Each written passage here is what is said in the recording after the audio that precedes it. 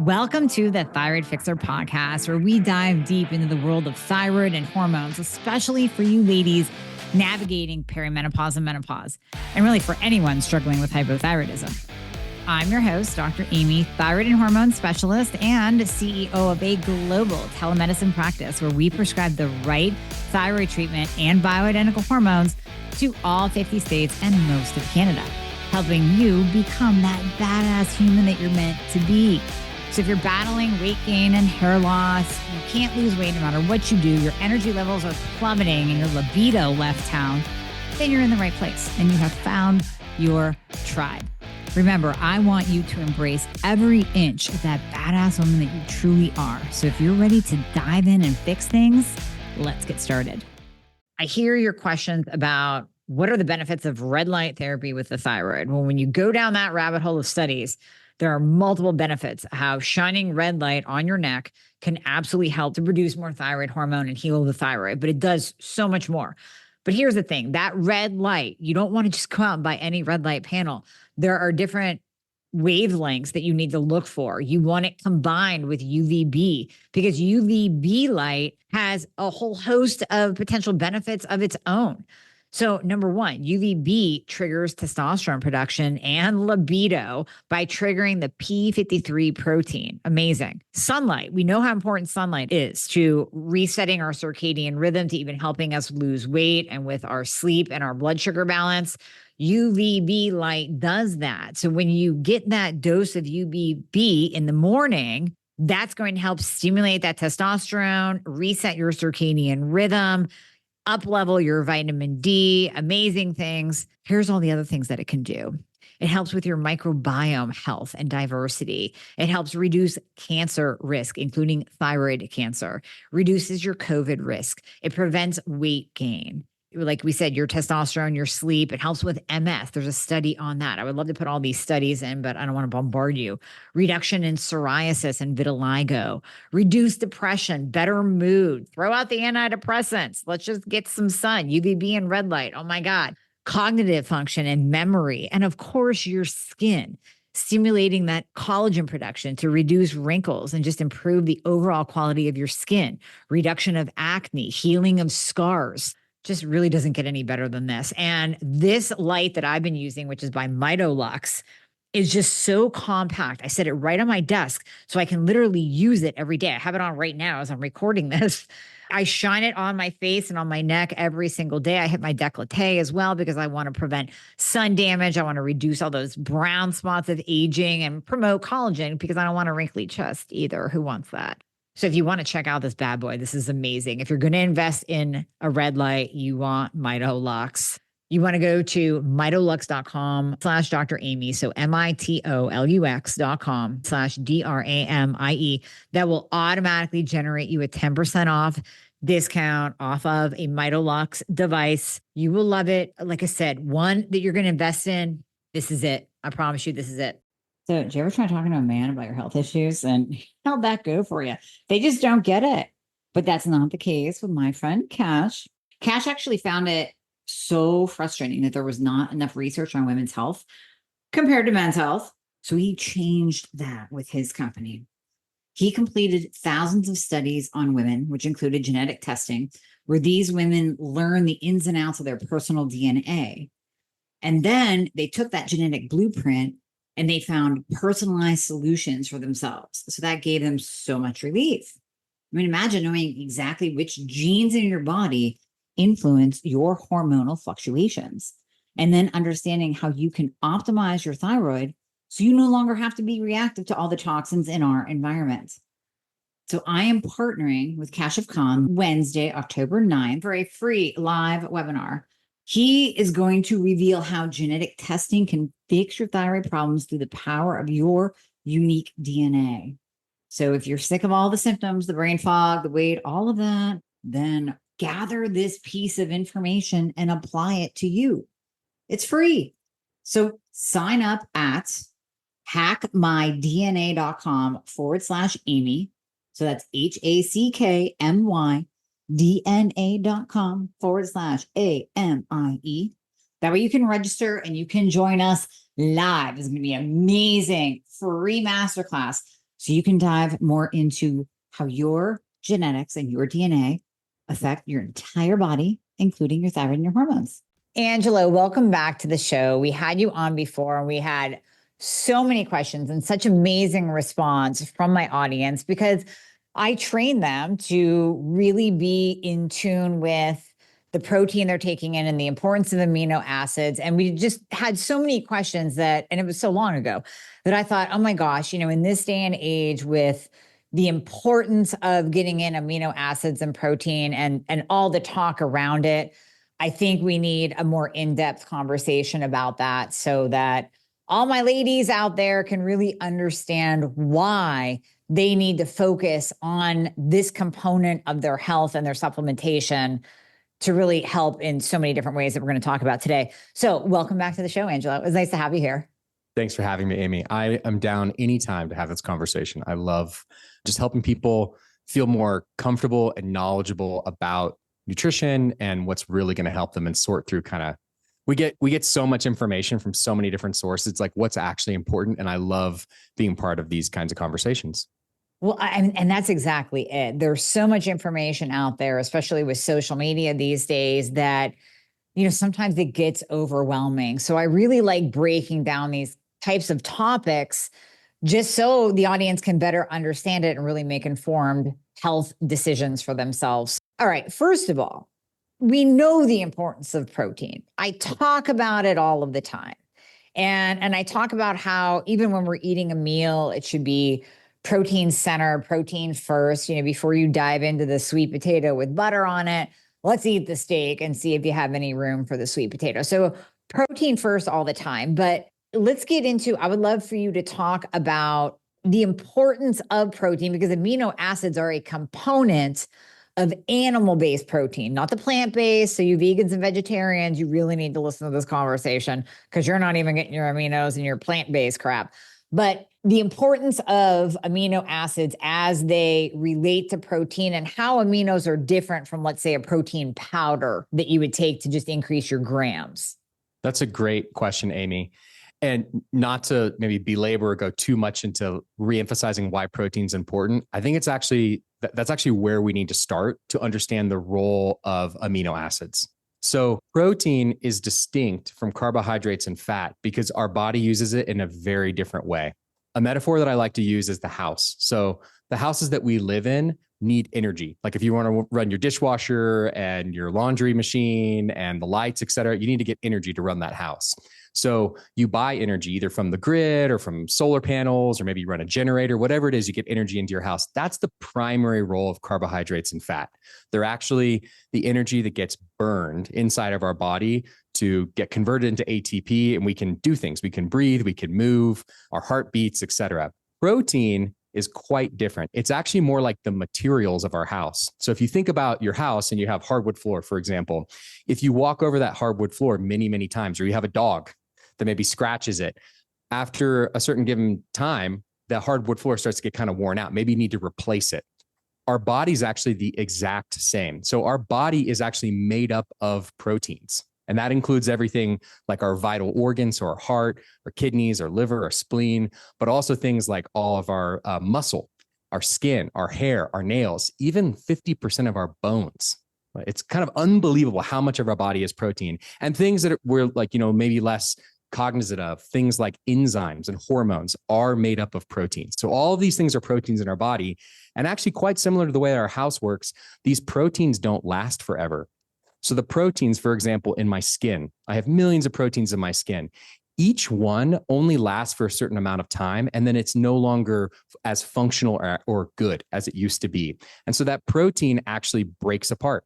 And when it breaks apart, there's all these little amino acids in it. Some of those amino acids are old and can't be reused, and you pee them out. So for example, if you had to rip up your hardwood floor, maybe part of it might be good and you could reuse it, and the other part you got to throw away. Or if you're remodeling your bathroom, it's like, oh, I actually like this cabinet, we can keep that, but we have to redo all the tile. So similarly, some of these amino acids aren't good and you just get rid of them. But some of the amino acids are still good and they stay in your blood and they can actually be used to rebuild a protein. So then the immediate question is, well, then how do we get new amino acids to help rebuild that little skin protein or to rebuild an enzyme? That's why we eat protein. That's why it's so important to eat that steak, because when you eat that steak and you digest it, the proteins inside the steak break apart via your digestive system into all these 20 little amino acids. They go into your blood and they support rebuilding all the proteins, rebuilding that skin tissue, rebuilding your hair, rebuilding enzymes and hormones, et cetera. And that's why it's so important to eat protein. But the thing that many people don't realize, well, it gets discussed, but I want to really highlight an important point about amino acids. You'll hear the debate between, plant-based eaters and animal-based eaters about complete proteins. Right. And a complete protein is something that has all of the essential amino acids in sufficient amounts. And so what are these essential amino acids? Well, proteins, maybe similar to you think about like your hardwood floor or maybe like the bricks that make up your house. Not all bricks are the same. Not all hardwood floors are the same. Similarly, if I compare a chicken breast to a steak, to an egg, to quinoa, to beans, the proteins in them are actually all different. They're made up of little different amounts of all these different amino acids. And what's really important is to eat a protein that is very high in the 9 essential amino acids, because the essential ones they're not only essential because like literally your body can't make them. That's where they get their name essential. But Right. Here's the really, really big point that people don't get is that the essential amino acids are the active component of the protein. So when you eat a protein and you digest it and the amino acids go into your blood, the more essential amino acids there are that go into your blood all at once is directly related to how much new protein synthesis happens, how much new muscle gets built, and thus how much is available to rebuild skin and rebuild enzymes and hormones. So you really want to eat protein sources that are very dense in these essential amino acids, and protein sources where those essential amino acids are very digestible. So that's what you're looking for in a protein source. And so we can get more into it, but depending on what the protein source is, whether it's a whole food protein, whether it's plant or animal or a protein powder, or maybe a supplement that is just the essential amino acids, they're going to have very different impacts on actually how much new protein synthesis happens in the body. Okay, so there's so much to unpack there. First of all, I have to say, I am so happy that you mentioned that these are important for your hair and your skin and your heart and hormones, because I say that all the time, but people get tired of hearing me repeat myself. So I love it when I have a guest on that we didn't even plan it out. They just literally say what I've been saying all along. And I'm like, you see, guys, it's not just me saying it. It's not just me. It's vital. So, all these ladies out there that will write in, well, I'm losing my hair and my hair is breaking off and it's thin. Protein, like, are you getting the essential amino acids to even allow your hair to grow, to give that follicle what it needs to be plump and juicy and beautiful and shiny as it grows out of your head? So I had to say that. I'm just so happy you mentioned that. And then second, so if all of these different sources of protein give us different profiles of the amino acids in it, we really can't get all of the essential needed amino acids from just food alone, right? So this is a question of context and stage of life, et cetera. So for a lot of people, no. But for some people, yes. This is how I would describe it. If you are in your 20s and you eat a sufficient amount of protein daily, you can probably get by without some type of supplements. And that includes like protein powders or essential amino acid supplements, et cetera. But I mean, like, you're eating really clean. Like, you're eating, what I would say is you're eating a gram of protein per pound of body weight. So if you weigh 100 pounds, it means you're eating 100 grams of protein per day. Or if you weigh 150 pounds, you're eating 150 grams of protein per day. Mm-hmm. And that protein is all really high quality, highly digestible, probably animal-based protein. So that doesn't mean it has to be meat, but it needs to be eggs or dairy or chicken breast or fish. It can't be things like collagen. Like, collagen doesn't count. Collagen is not a complete protein. So it needs to be those types of quality things. If you're doing that and then you're eating lots of vegetables and fruits, et cetera, and you're not like a high performance athlete, you're doing a great job. Like, I think that's awesome. You're doing a great job. But here's the trick. The thing is that as we age, our ability to digest protein And for the essential amino acids in that protein to be as efficiently used as they were when we were 20, it diminishes greatly decade over decade. And it really starts at age 30. So I'll give an example of how this works. I'm going to just choose like very high quality proteins. Mm-hmm. If you take a young group of people, 20 somethings, and you give them 30 grams of beef protein. I'm quoting studies, but I'm trying to make it seem, like understandable. I'll giving all the figures of the exact study, but basically 30 grams of protein from beef, or they consume 70 grams of protein from beef, but as part of a mixed meal. So that'd be like a 12-ounce steak, and you eat broccoli and potatoes, et cetera, right? Or you eat a little less than a 6-ounce steak and you're eating it on its own. That 6-ounce steak actually stimulates more muscle protein synthesis than the huge steak with all the other food. So why is that? Well, what happens is in the body, the ability to just get the protein, to just break down the protein into the amino acids, and those essential amino acids, again, to hit the blood in a high concentration quickly, is what stimulates the new protein synthesis. It says, hey, let's rebuild old proteins. Let's replace the old ones with new ones. So that's in a young, healthy adult. So you just get the picture of like, wow, like it can even matter like when and how I eat things. Again, if you're 20, it's probably less important. It's like your skin is not aging, your muscles aren't wasting away. You're not like, it's not like you're like perimenopausal and experiencing changes in hormones. Like you're in a very different phase of life. But that same age group, if you consume a whey protein powder, because the whey protein powder is 3 times as effective as that beef, actually, gram for gram. If I take, the whey protein instead of the beef, it actually raises the EAA concentrations in the blood 3-fold over what you would get from the beef. So it's way more effective. Again, if you're 20, maybe it's like less important, but you start to see like, oh, if I'm 45 or I'm 50, what the protein used to give me from that meal is not as great. And this is not to say, hey, like stop eating whole food meals. Like I eat lunch with people every day. I have dinner with my family. It's like I'm in my 40s, but you start to see like, oh, if I'm going to try to add in other protein throughout the day, or I'm trying to hit these higher daily protein requirements, there's actually it's more efficient and more effective maybe to take that whey protein powder as a mid-morning snack. That said, though, when you then compare that to an essential amino acid formula, a supplement, that said, this supplement needs to be leucine enriched. It needs to be higher in leucine, isoleucine, valine, lysine. We can go into that more later. It's not just all the amino acid supplements out there. So if you get advertised amino acid supplements, don't believe that they all do this, no matter what their advertising is. Like you need to make sure it follows the science. If it's more enriched with these certain amino acids, it has 3 times the impact as that whey protein powder. So you start to see like, wow, there could be, rather than trying to like eat one more piece of beef jerky or have another, thing of Greek yogurt or whatever else I'm trying to do to fit it in, there's actually way more benefit potentially from supplementing with these EAAs, particularly as I age. And then I'll add this context. All those numbers I gave you, that was for someone in their 20s.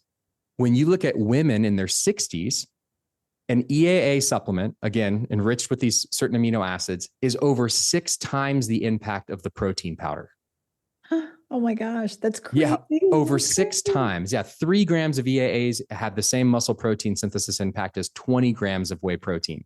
And you start to compare that to whole food. Well, clearly there is an advantage, an opportunity, a benefit of taking these essential amino acids via a supplement that you would have to eat so much more protein. And this is not to replace the protein that you eat, but you're probably not getting enough of the essential amino acids that you think that you're getting from the whole food protein as you age, because that's just simply what happens to our bodies as we age. And that is why it could make sense to supplement. Oh my gosh, those numbers blow me away. Okay, so I'm thinking of some of my patients and what they say to me as you're speaking. So I want to clarify and see if this is a possibility. A lot of women have a hard time, especially as we age. So we'll take that woman in her 60s and appetite starts to go down. And it becomes really difficult to get in the amount of protein because essentially as we age, we need more per your whole example that you just gave there. We need more and we need more amino acids because, we can even count in the sarcopenia that happens or muscle wasting that happens as we age. So we need more protein as we age. And based on that, it's really difficult for people to get in that amount of protein in grams through whole food sources and even protein powders. I mean, they're great. I think protein powders are great for supplementing as they don't really fill you up like a steak would, but they can give you anywhere between 20 and if you use 2 scoops, 40 grams of protein in one shake. That's fine.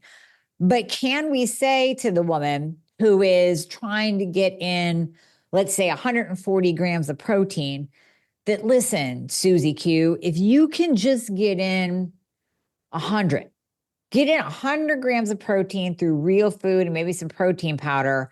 And if you supplement with amino acids through the day, maybe more than just one dose or one scoop, that will bridge that gap and still give your body what it needs to protect your muscle, to grow your hair, to improve your skin. And you won't get into that protein deficient state, even though you're only taking in 100 grams of protein in the form of food. Do I have that right? I think you gave a great example by saying, hey, you're getting in, what I would say is I don't think you want to go lower than like, say, and again, all this is kind of dependent on the weight of the woman and how much protein each she has. But let's just say she weighs 140 pounds. Yeah. Right.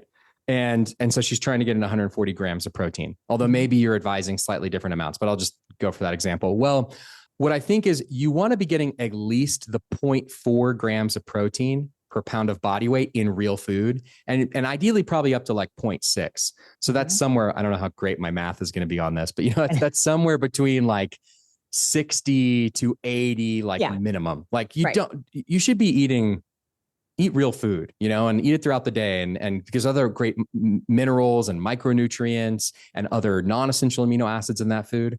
That said, it is hard for people to hit those higher upper limits.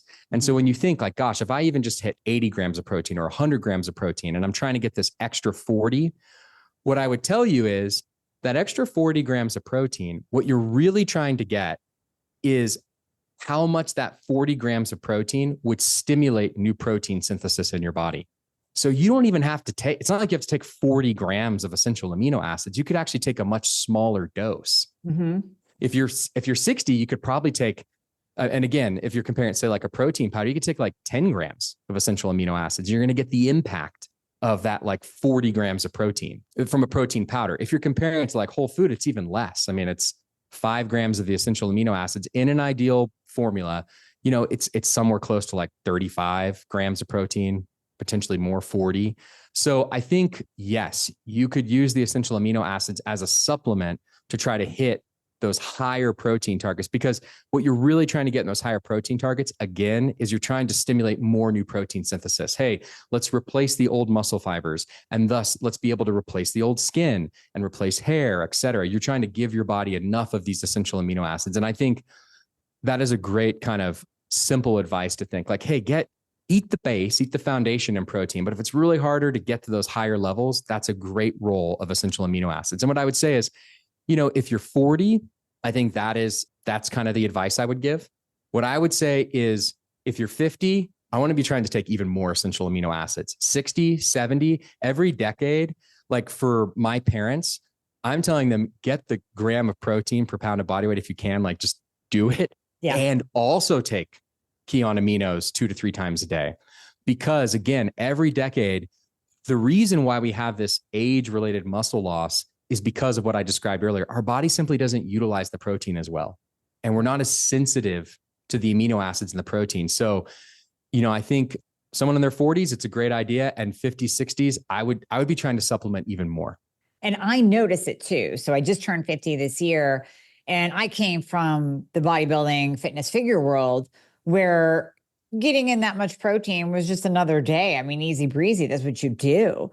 But what I notice now and it's not so much a loss of appetite, it's more a busyness, entrepreneur. I'm going through the day, that every time I fill up my water bottle, I put a scoop of Kion Aminos in it, because number one, it flavors my water, which is amazing. But it also, it's almost like I have this constant drip of aminos through the day. So if I am in back-to-back meetings and I just can't get to the kitchen, I can't eat a full meal lunch, I just don't have the time, I at least know that I'm fueling my muscles with that protein. And what I noticed in my 50s is even if I get the 120 grams of protein that I need every single day, if I don't stack it with aminos, I almost feel like my muscles go flat. It's like, here I am busting my ass in the gym, have been for decades. And it's almost like they just like somebody popped a balloon and they just kind of went, like they just went flat. So it's almost like my muscles are starving. It's like they're a sponge for amino acids. And when I have them on that constant drip, I notice that they stay fuller and they look nice. And I have that definition when I'm working out, as opposed to just eating 120 grams of protein every single day. So that totally ties back to everything that you just explained. And it makes sense to me now because I'm applying it to what I notice and what I see in my body.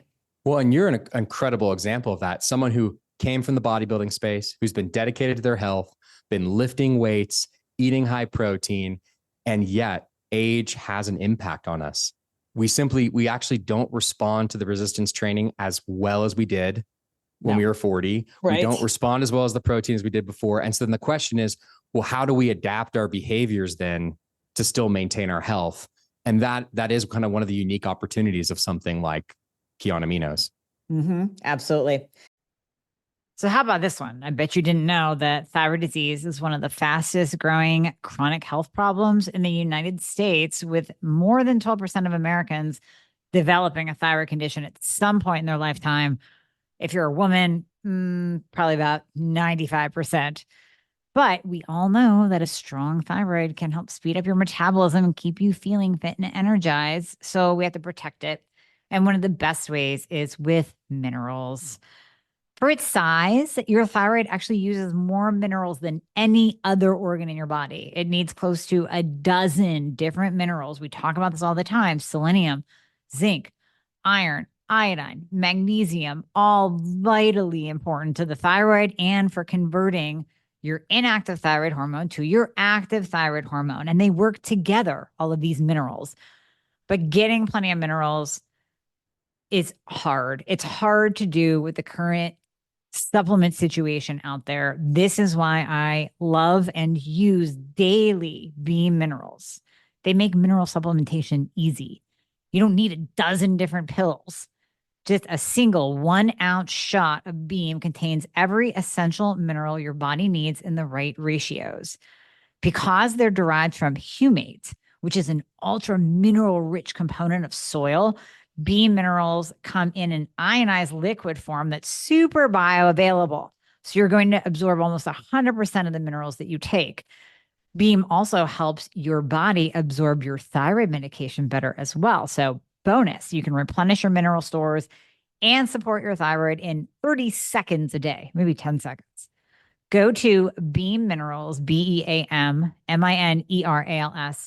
Use the code Dr. Amy for 20% off your first order. That's DRAMIE. And side note, I give them to my dog in a smaller amount. And I give them to my plants that were dying and they started to flourish. So imagine what your body can do with these minerals.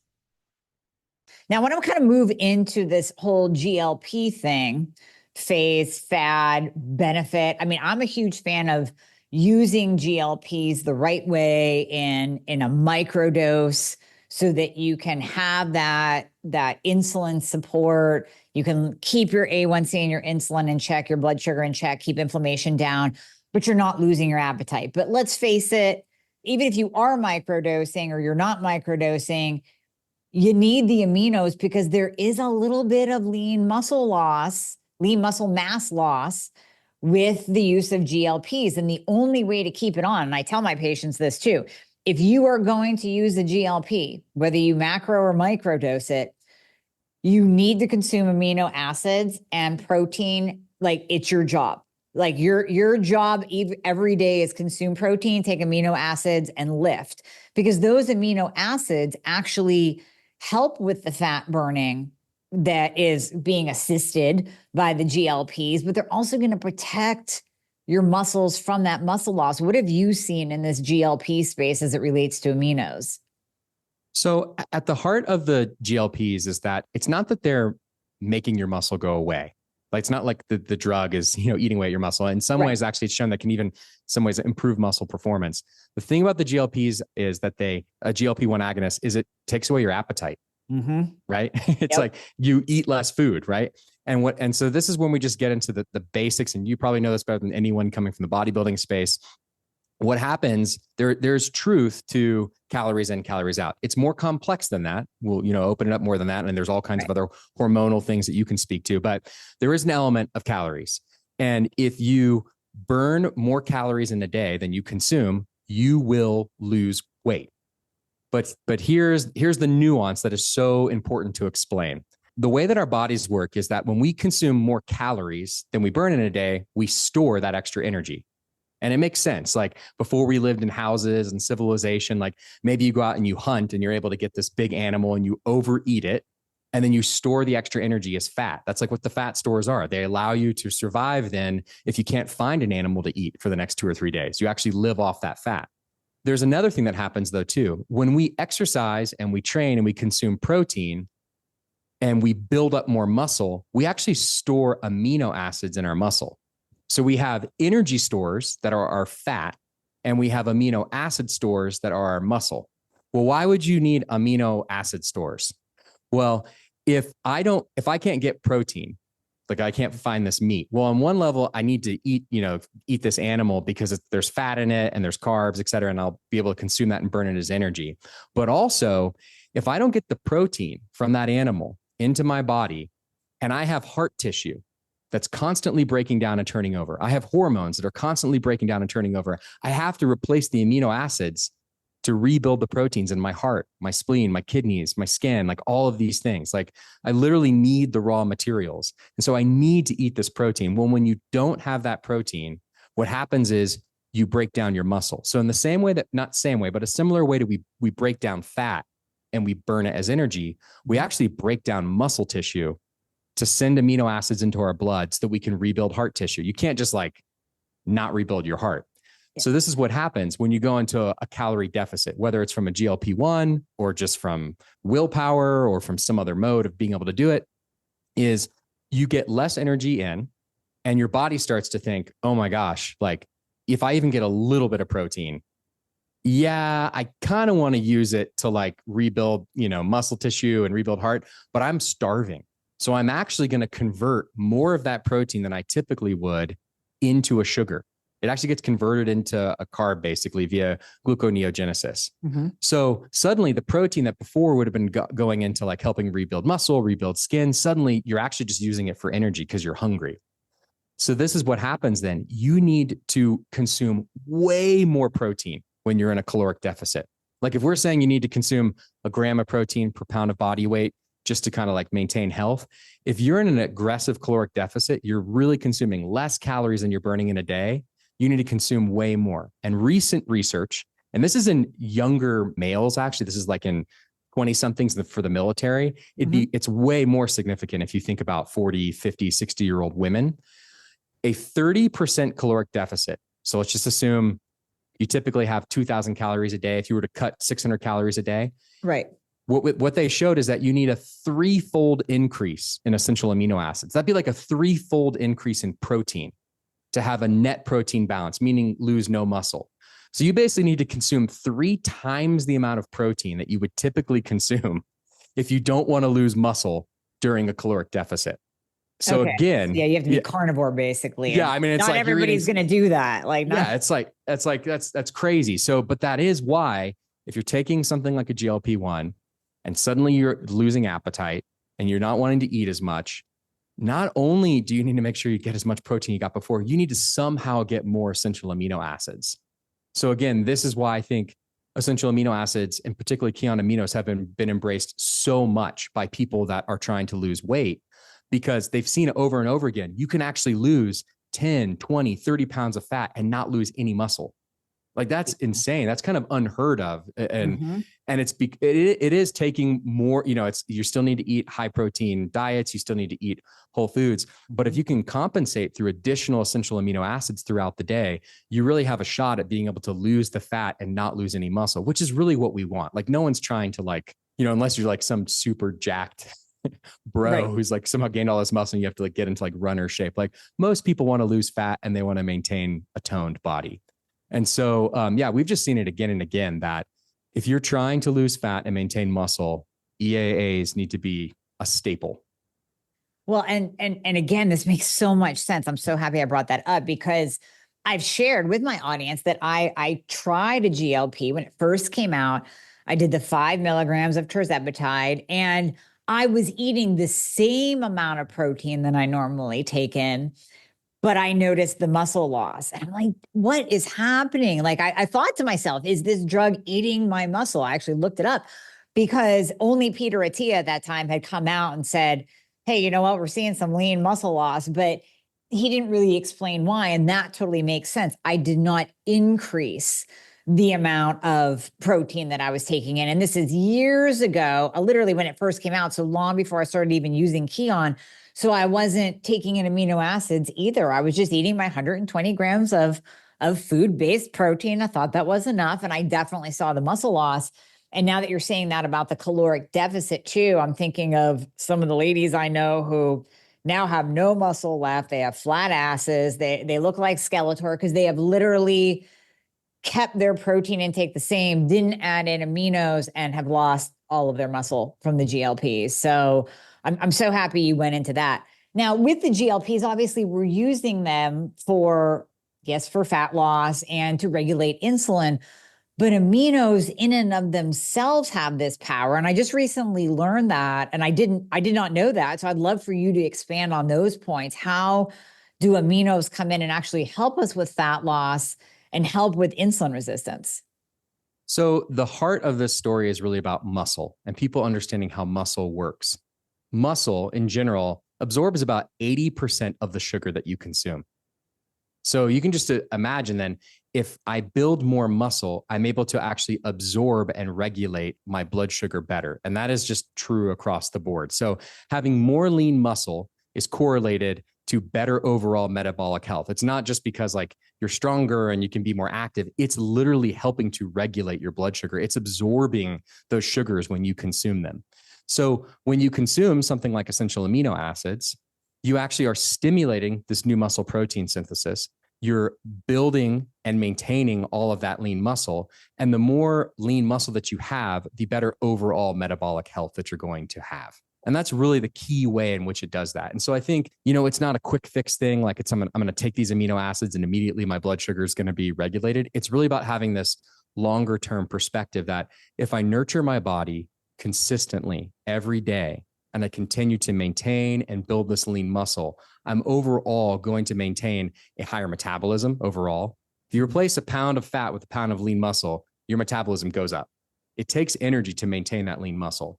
And that muscle is going to be able to overall help me regulate my blood sugar consistently. So then rather than trying to find necessarily like a drug or a quick fix to just, correct this thing, it's like, how can I actually make myself strong sustainably to where overall I can maintain a leaner, stronger figure over time. I can maintain a healthy, metabolism and blood sugar regulation over time. And that's really the role that something like, Kion Aminos can play. Okay. That makes sense. That totally makes sense. Now you have me thinking about kind of like the actual athletes, lifters, bodybuilding world. I mean, and I'm not limiting that to an age group. I mean, that can be 40, 50, 60, 70s, if you're still really hitting it hard and really in the gym as a dedicated athlete, lifting heavy, which you should be. Back in my day, I keep remembering the BCAAs. And I know we talked about this on the last episode, but I'd love for you to go into what the difference is, because I remember, all the bodybuilders were throwing BCAAs in. And is there a place for them? How do they compare with the essential amino acids? That's a great question. And I mean, just to speak to this kind of like muscle culture, when I'm thinking about or talking about, building and maintaining lean muscle, this is not, you don't have to go to the gym every day and spend hours. It's like it could be body weight exercises, it could be dumbbells, it could be Pilates, but it's some kind of consistent exercise where you're doing resistance training and working with your own body weight or lifting weights, but it could be 2 or 3 times a week. So just want to make sure I'm not trying to communicate some like big, scary, commitment thing. But the BCAAs, it's a great question, because I think once you start to learn about aminos and maybe you go search them online, you'll be looking around, you'll see this thing, BCAAs, or branched chain amino acids. Yeah. So here's how the research developed. Basically, 40 years ago, research community is studying protein, and they're trying to understand what is it about protein that makes it work. And what they uncovered was that inside the 9 essential amino acids, there's 3 of them, the branched chain amino acids, that play a very important role. They're leucine, isoleucine, and valine. And what seems like happens is that when you consume them, and particularly the higher dose of leucine, it kicks off this muscle protein synthesis. And so with those initial studies, marketing and supplement companies took that information like, okay, I'm going to turn that into a product. And they immediately started taking just the 3 branched chain amino acids, marketing it and selling it to athletes primarily. Okay. With the idea like, hey, this thing's going to help you to build and maintain lean muscle. Unfortunately, or fortunately, however you think about it, the way that science works is that we build a hypothesis, we test it, we see if it works, and then maybe it gets proved wrong later on. We'll see. What has come about is that we realize that only taking the 3 branched chain amino acids on their own does not work. It is not anabolic. And it's it's been over 10 years at least. It was debated in the early 2000s, but since 2017, the International Society of Sports Nutrition came out with a position paper. It's very clear, it's not anabolic. It doesn't help you build or maintain lean muscle. And the reason for that is because you get this kind of there is a chemical messenger component. Like the BCAAs kind of tell the body, let's build new proteins. But because you don't have the other workers, the other 6 essential amino acids, you only have 3 of them, it just crashes. It'd be like if the contractor got to your house and he's like, all right, let's rip out all this tile and build a new stuff. And then there was no tile guy.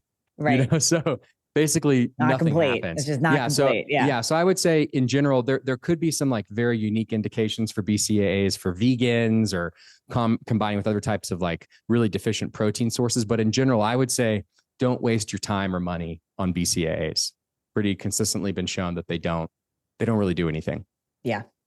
Yeah, no, I agree. And I had heard that a long time ago. And even when I was at the end of my competing days, people had started to move over. They started to bring in the essentials. And I just remember seeing EAA, BCAA, and just being confused, well, which one's better? So I started to see the shift back then, so that the muscle heads were definitely in the know back then.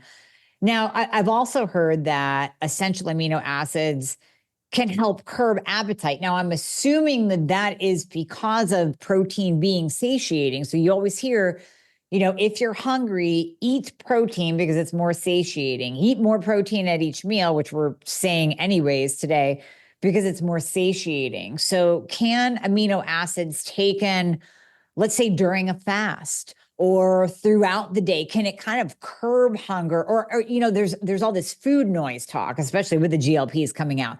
I have so much food noise going on in my head, meaning craving and thinking about food all the time.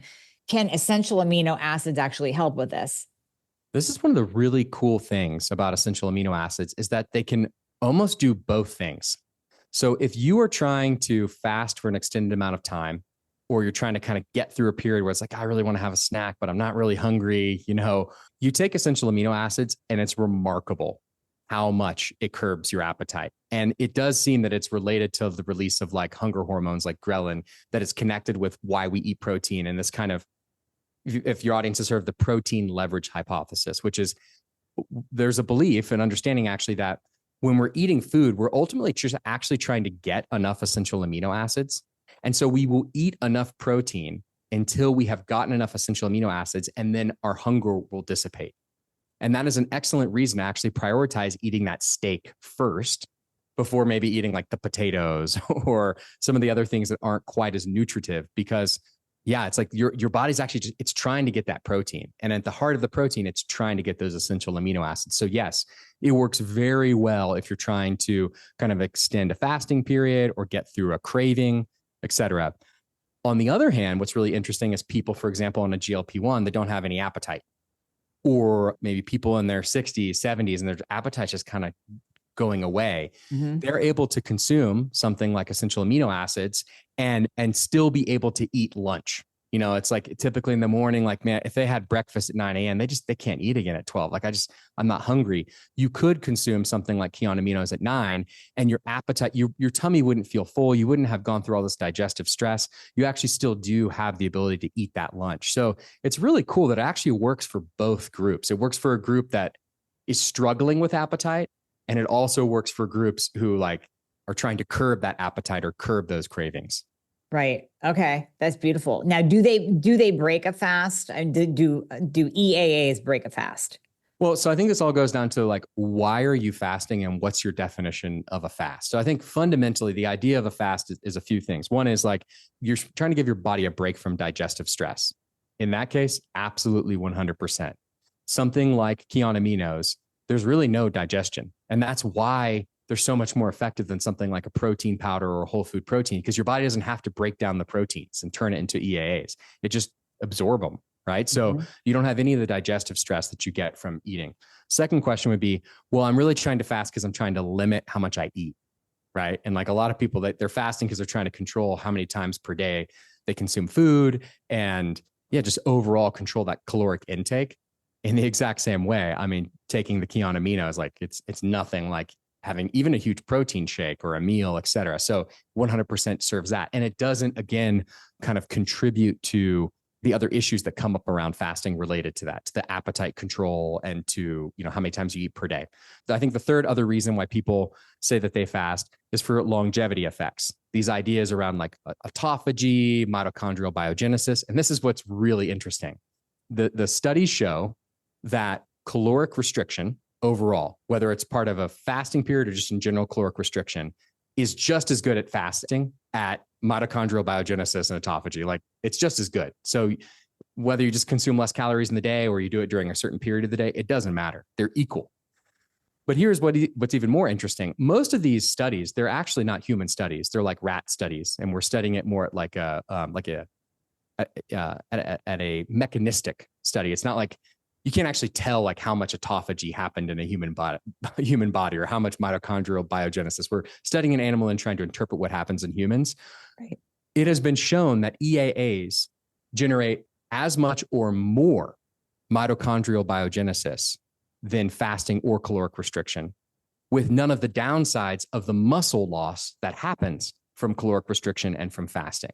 Right. So does it break a fast? It's clearly, I think, superior to fasting, like to doing a water fast. Yeah. Like if you do a water fast, you're going to have muscle loss for sure. Like you provoke significant muscle loss. You're not going to have the digestive stress, but you're not going to have the digestive stress if you take aminos, and you can actually probably get more mitochondrial biogenesis from consuming the aminos than not. Oh, you got my brain thinking we should do like a group amino fast, because that'd be so much more pleasurable, and then obviously we also wouldn't lose our muscle with the fast too. So might think about that for the new year. So you can't overdo aminos, right? There's nothing wrong with me putting a scoop in every time I fill up my water bottle, correct? So the safety of amino acids have been studied, and the upper limit is very high. It's 100 grams of essential amino acids, like free-form crystalline. So that would be the equivalent of 20 scoops of Kion Aminos in a day. Okay. So I think there. I don't think you're doing quite that much. And that's really like the upper limit. I think, even for maybe older populations, like people in their 60s and 70s who are maybe taking 3 scoops 2 to 3 times a day, you're well within the safe limits of consuming them. I remember the last time we talked, you did say something about like higher dosing the aminos. And then Karen Martell and I both tried it. We were like, all right, 3 scoops multiple times a day just to see what would happen. So yeah, to your point, you really can't. I mean, nothing bad happened when we did that. So you really can't overdo aminos. And I'm going to give just a little quick tip here for the ladies too. This ties in when I spoke with Betty Murray, she was referencing a study that women do really well bookending their protein. So this is really speaking to, the the entrepreneur ladies, the busy ladies, the moms that you're running around all day.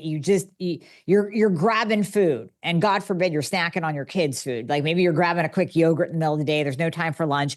If you start your day with, let's say, 40 to 50 grams of protein and end your day with 40 to 50 grams of protein and do nothing but Kion Aminos through the day, you're fine. Now you don't have to worry about, oh my God, how am I going to get protein in for lunch? Oh, I didn't bring my beef sticks with me. I don't have my yogurt, whatever. You can bookend and just do aminos through the day and you'll be totally fine. So I just wanted to throw that in there just to kind of gives women some grace who are thinking like, oh my God, how am I going to get all this in?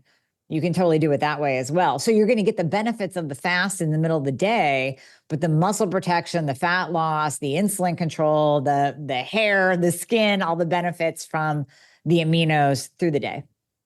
I think that's such a great solution. And on the flip side, if you're someone who like it's almost too hard to eat something in the morning, then it's like first thing in the morning, take aminos. I mean, that's kind of my ritual is like the first thing before I have coffee, I take aminos. And then I've kind of set it like, boom, I just committed already to this pretty significant large dose of essential amino acids into stimulating new protein synthesis and emphasizing my muscle and my skin and my organ health and my immune system, all these things like first thing. And then I can like wait a couple hours to eat if it's, if I'm busy and I've got other things going on, et cetera. So I think, wherever it works, if it's like you can book in the days with the protein and fill in the middle with Kion Aminos, or you start with Kion Aminos and then later in the day, you kind of fill in with the protein. I think it's just finding what works for you. And that's really the most important thing. So often people are like, well, when should I take it? Is there a better time? Like most things in health, what will you actually do? Like, what will you adhere to? Because we could talk all day about like the perfect timing of exactly when you would eat and exactly how much protein, but it's like, you're probably a busy mom or busy entrepreneur, or like you've got things going on. So where in your schedule can you actually commit to doing it? If you commit to doing it first thing in the morning, do that. If you can commit to drinking it in your water bottle throughout the day, do that. Like whatever it is, just find the thing that actually works in your schedule and make that happen. I love that. That's so perfect. It just takes a load off of people, that stress of like, when am I going to fit it in? When can I fit it in? And even for me, I was told by my trainer, drink a protein shake before you work out. Well, I work out first thing in the morning, and sometimes that's even just too heavy, but I will always 100% of the time put aminos in my water bottle and drink that through my workout so that I have those on board as I'm breaking down my muscle tissue. The aminos are there to be taken up by the muscle for just better growth and repair. So I'm not loaded down and bloated in my belly from a shake, but I do have the aminos on board.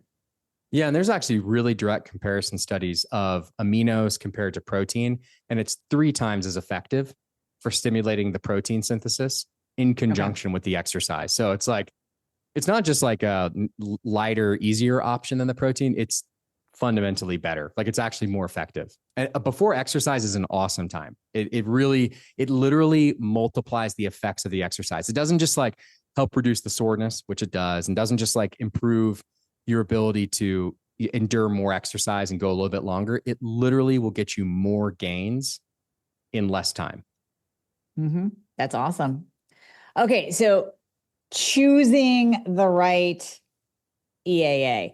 I get this question so much because listen, we're in a supplement world. There are claims being made. There's a lot out there just being, again, back to being bombarded. People are being bombarded with supplement companies and supplement claims. So how can someone choose? What are they looking for? You said this in the beginning. There are things that we need to look for. What should we be looking for so that we as consumers can push aside the marketing claims and know for ourselves that we are choosing the right one? So if you're looking for an amino acid supplement, I'm going to go through the 3 key things that you definitely want to look for. Number 1, don't buy something with a proprietary formula. And what that means in the context of aminos is if on the back of the bottle, they say 5 grams amino acids, and then they just list the aminos, but you don't know how much of each one. Like if you can't look at the bottle and say how much leucine there is, don't buy that product. Just don't. The reason for that is because it really, really matters. Everything that I'm talking about today and the science I'm discussing, this is not like something Kion invested in. This is like literally hundreds of studies from the leaders in the protein and amino acid research field who have studied this. They've published it. The formulas are out there. It's clear, it's honest, it's transparent. There's no reason to hide what is in the product. So you really just don't want to go down that path. And it really matters. It really matters how much of each one. So proprietary formula, don't buy it. I don't care how good the marketing is. I don't care who's endorsing it. I don't care. Like it could be dangerous for you. Like just don't invest in an amino acid supplement that doesn't tell you exactly how much of each amino acid. The second is you do want to look for something with a more ideal formula. So there are certain proportions of these 9 amino acids that you want to see. And this is going to get like a little heady and sciencey. And so what I would just say is like, if it's too much what I'm describing, you don't need to buy Kion. I mean, like I'm here to provide education and resources and information, but literally you could look at just like, what are the amounts and the percentages on a Kion bottle? Look for that. Like that's what you're trying to find. But here's the basic understanding behind it. You actually want amino acids that have the proportions of what exists in our human skeletal muscle. So like I said at the beginning, chicken, beef, whey, eggs, they have slightly different amounts of amino acids. If we were going to try to create the perfect amino acid formula for like the human body, you would start at what the proportions are in human skeletal muscle.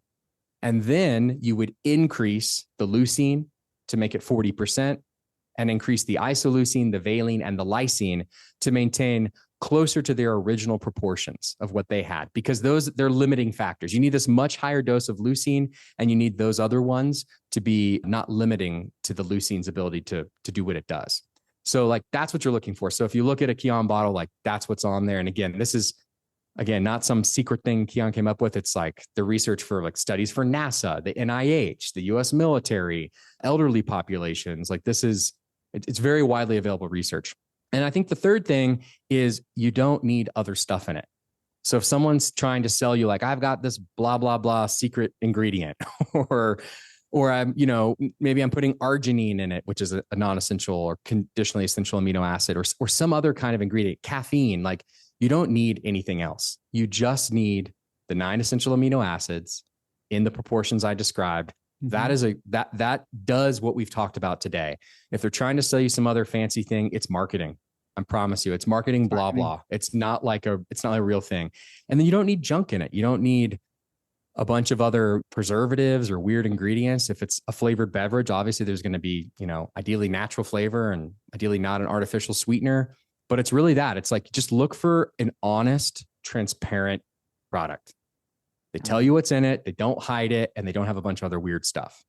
I love it. I love that. And so I use Kion. I've been using it for 2 years. And like I said, I put it in my water bottle all day long.